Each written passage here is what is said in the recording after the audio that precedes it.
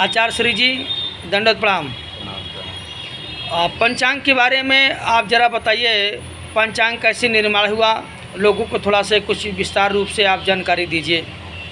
देखिए, जिस तरह से इस शरीर का निर्माण होता है उसी तरह से सनातन धर्म में ज्योतिष शास्त्र में पंचांग का निर्माण किया गया है।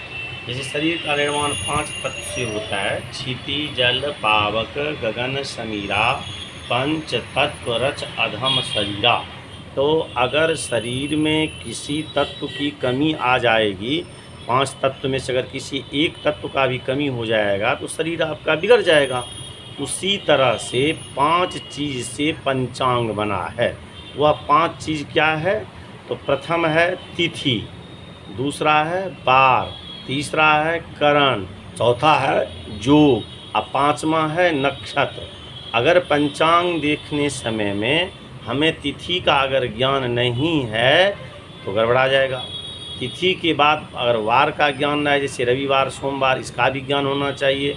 उसके बाद तिथि वार नक्षत्र का ज्ञान नहीं है तो हम पंचांग नहीं देख पाएंगे।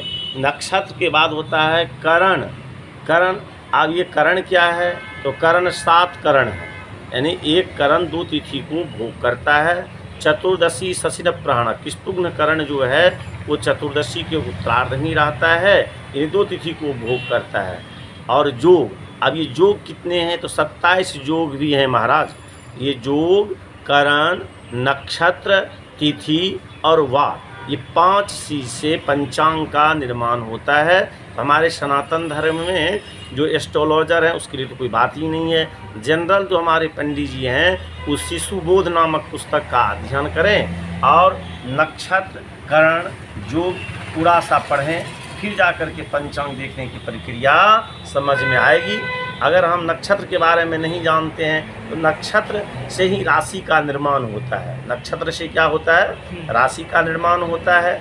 अगर हम तिथि के बारे में नहीं जानते हैं, कौन सा तिथि में कौन पर्व है, ये नहीं जान पाएंगे। अगर हम योग नहीं जानते हैं तो कौन सा योग में क्या है नहीं है, ये नहीं जान पाएंगे। जैसे किसी बच्चा ने जन्म लिया है, अब पूछ देगा पंडित जी इसका क्या कौन सा पाया में जन्म हुआ है, हैं? तो आप पाया का निर्माण चंद्रमा से होता है, नक्षत्र से होता है।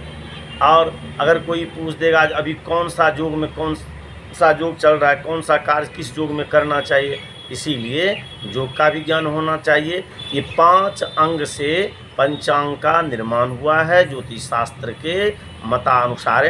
खास करके भारतीय ज्योतिष में 5 चीज़ पर कमान होना चाहिए। अगर 5 चीज़ का आपको पर कमान हो गया तो आप पंचांग देखने लायक बन गए।